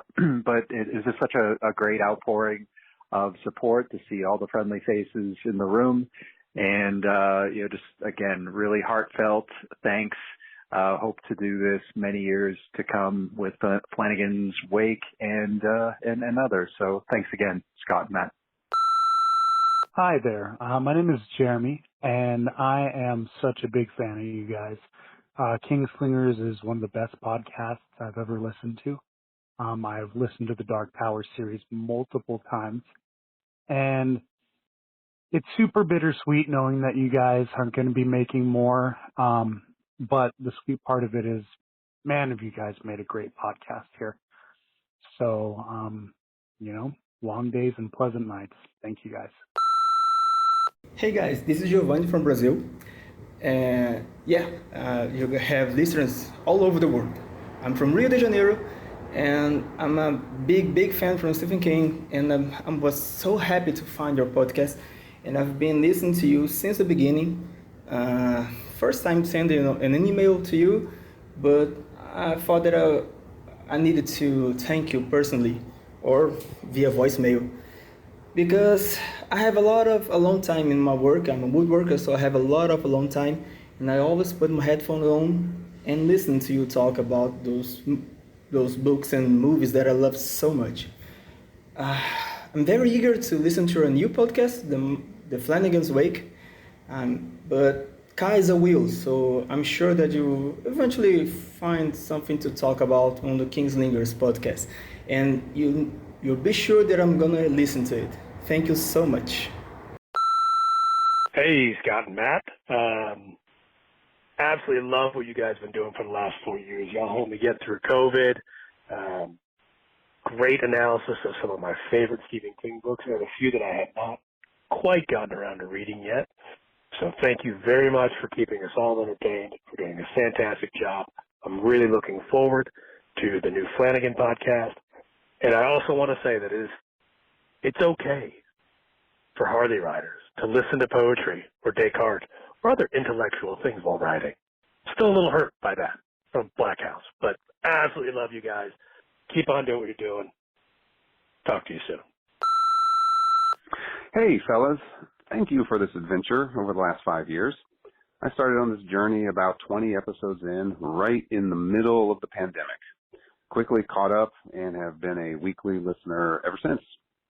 Man, he's been a constant part of my 90-minute daily commute. I'll often finish that week's podcast and the next set of chapters and still have time to listen to something else. And when listening to those other books, I'll often wonder what Matt and Scott would have thought about that story. For example, I'm currently in You Like It Darker, and there is a Cujo Doomakey crossover sequel, and I found myself thinking, I can't wait to hear what Matt and Scott have to say about this. But alas, there will be no discussion on this story, and as sad as that is, it's still a fun question to ponder. So, since Kingslingers is ending, I'm going back and I've started listening to the Worm podcast, and it's a lot of fun so far. And I gotta say, guys, you have come a long, long way since that podcast. The content you are releasing now is polished and professional and stacks up against anything else out there. You should be proud of what you've created, and I'm really delighted to have been with you on this journey. It has truly been a pleasure, guys. Thank you, thank you, thank you, thank you. Long days and pleasant nights. Hey, Matt, Scott, this is Paul from Michigan, long-time listener, first-time caller. Hey, I just got back from a walk with my dog, 11:30 p.m. This has been my routine going back to COVID, but I stumbled on your podcast, and it's just given me so many hours of joy, and I love listening, guys. I feel like you're just part of my circle of friends, and you've taught me to be a better reader, just enjoy it more at a deeper level, and I can't thank you guys enough for all the content you've provided over the years. It's just been fantastic, and I can't wait to see what you guys do next. I'll be along for the ride. I look forward to going back to the beginning of this podcast and doing another journey of the journey to the tower. So great job, guys, and look forward to what you bring to us in the future. Hey, y'all. Just had to call and let you know that a podcast can be a family bonding tool, and Kingslingers certainly has for my family. I'm a huge King fan, and I've read the Dark Tower books as they originally came out. Then I introduced them to my son, who loved them. He, at the age of 19, showed me the land of podcasts by sharing Kingslingers with me, and since then, I've listened to every one of your episodes. I've read along with y'all on most of the books. You even helped me find Doomakey, which I somehow missed on my original King journey. I've enjoyed all the other books a second or third time with y'all's deep dives, and I really found even more I never noticed. Thank you so much. I left a review back during the Long Walk book, and I mentioned that you introduced me to the Worm stories as well. Fantastic. Now, I'm re-listening to the first Dark Tower episodes again, this time with my daughter, who loves the books as much as me. Y'all rock. Keep up the great work. Hi, this is Queen Becky Book, and I wanted to say that Kingslingers helped me get through the pandemic, and being kind of alone made me feel like I had friends in the room with me. So you've been very helpful in my life, and I'll keep using you to keep me going through the next 4 years. Thank you. Hello, this is John again from Vermont, and I got cut off on my last message, and I'm so sorry because this is probably really annoying, but I just wanted to finish by saying massive positive influence on my life in a time when things were really uncertain and I was really unhappy and just extremely depressed and not really seeing the point in being around anymore. And you two have really just been a big part of making me remember why it's all worth doing and worth going through. So thank you both for everything you've done on your podcast, and I look forward to whatever you do in the future. But please just keep doing what you do, and just know that you've had such a major positive impact on so many people, and I've loved your work so much and the dedication you've put in. I guess that's about it. My name is John Humes, and I would love it if either of you guys ever wanted to send me an email at falcon, all lowercase, .net. Let me know if there's any thoughts that you have and like things that you might want to point me towards for other podcasts or other sources of information. Okay, I'm going way too long. I'm so sorry. Scott, Matt, I love you both. Good luck with everything. Goodbye. Damn, what can I say? You guys helped me get through COVID, made Thursdays my favorite day of the week, and put together, with the help of Sam and Jody, the greatest geek out weekend of my life. Thanks for the laughs, the in-depth analysis, the silliness, answering great questions from fans, and connecting me to my peeps. It's all made me so happy. You helped me love and understand the series and beyond, and entertain me all along the way. Thank you, Matt and Scott. Thank you so much. Hey, Matt and Scott. I'm going to do the thing that you don't want us to do and talk about how much this show has meant to me. First, I started listening to We've Got Worm and then Kingslingers during COVID, and it helped me survive that. And beyond that, the way that you guys analyze your stories and the way that you guys really present these works has changed and I think elevated the way I approach looking at stories and thinking in terms of thinking of the authors as a genius, in terms of trying to approach things more positively. And I think the show's been tremendous. I'm excited to keep listening, but at the end of an era, I wanted to send my appreciation and share that. So thank you, and looking forward to what comes next. Hello, constant listeners. It's Shortstop.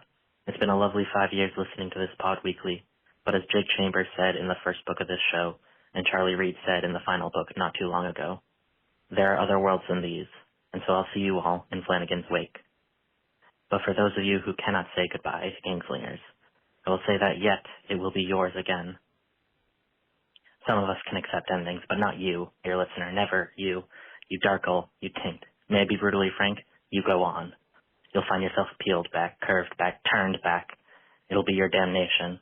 You'll wear out 100 pairs of headphones on your listen through hell, but maybe the next listen through will be different. The man in Chambray wrote about the desert, and the Kingslingers followed. We'll see you at the clearing. Until God thank you. Hi, my name's Matt, aka Busy Dad 82. I started listening to Kingslingers almost 2 years ago. I decided to take another trip to the tower after reading what was then the newest King novel, which happened to be our final King novel, Fairy Tale. At the time, I was really just looking for a companion pod to listen to in conjunction to the novels. Little did I know that I was entering a quartet of my own, journeying first to the tower, then other levels of it, then through the decades of King's work. And in all that time, not only have you dissected King's work, but as we've traveled together and invited you into our lives, you've let us into yours.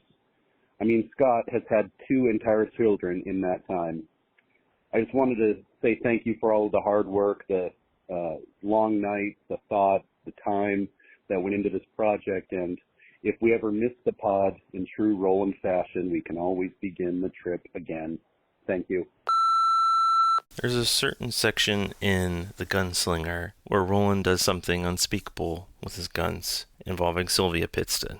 When I heard this, I literally yelled, "What the fuck?" in my car, and I needed to find somebody that could help decipher or explain this insane book to me. I found y'all, and the rest is history. I'm going to miss the show. I really love following along with Stephen King. Y'all have, renewed my interest in reading. Y'all have renewed my interest in Stephen King. I feel like a better reader. I feel smarter from listening to this podcast. I also just feel like I'm plugged into the Stephen King community now. So I'm really super grateful for y'all. I love you guys. I'll miss you. And I'll just listen to Flanagan's Wake. How about that? Hello, yes, this is Chris. I'm sometimes known as the apathetic activist, and I just wanted to say that you guys are phenomenal. Thanks so much for this wonderful run you guys have had with Kingslingers, and I look forward to finding more of your content out there on the internet. Again, thanks. You guys are the best. Hey guys, this is Aqua Lungfish, or Jeff in real life, with a J. I just wanted to say that you both have taken my favorite author and given me a new, deeper appreciation for everything he's done, and given me a way to explain to people why he's so great. You've also given me and everyone else a community of like-minded weirdos, which is, of course, priceless. Thanks for everything you do, and for what you plan to do in the future. I know at least I'll be tagging along for as long as you do, like the annoying little brother I am. Long days and pleasant nights. Bye, guys. Greetings. So, first off, I came across you guys in the most fortuitous manner possible. I had a friend recommend Worm to me, and read it, loved it, and then had another friend recommend, hey, I had listened to these two guys. They're covering the Dark Tower. He was like, oh, great, awesome. So started listening to that podcast, and needless to say, loved it, and I look forward to embarking on Flanagan's Wake, and I love it. Goodbye. Hi, this is Jody, also known as Pear Jane. When I discovered Kingslingers in the heart of the pandemic back in May 2020, I had no idea how it was going to change my life. I only know that I discovered a podcast where two guys shared thoughtful analysis of books I loved with the humility and kindness that is rare in the podcast universe. A few months later, I convinced my sister Samantha to begin listening, and she got hooked too, and 3 years later, we hatched a plan to bring listeners to Bangor. So last summer, as folks were filtering into the Bangor Grand Conference Hall, I said to Scott, look what you created. He tried to deny it, but honestly, all Sam and I did was facilitate the physical space. Scott and Matt, you created this community. Your warmth, kindness, humility, and thoughtfulness brought together a legion of readers who were looking for a soft place to land to explore the work of an author that we all love. For me personally, the year that the Do the King Thing contest launched, I wrote the first fiction I'd written in well over a decade, and I somehow won the contest. That portfolio copy of Misery validated to me that my work is worth putting out into the world.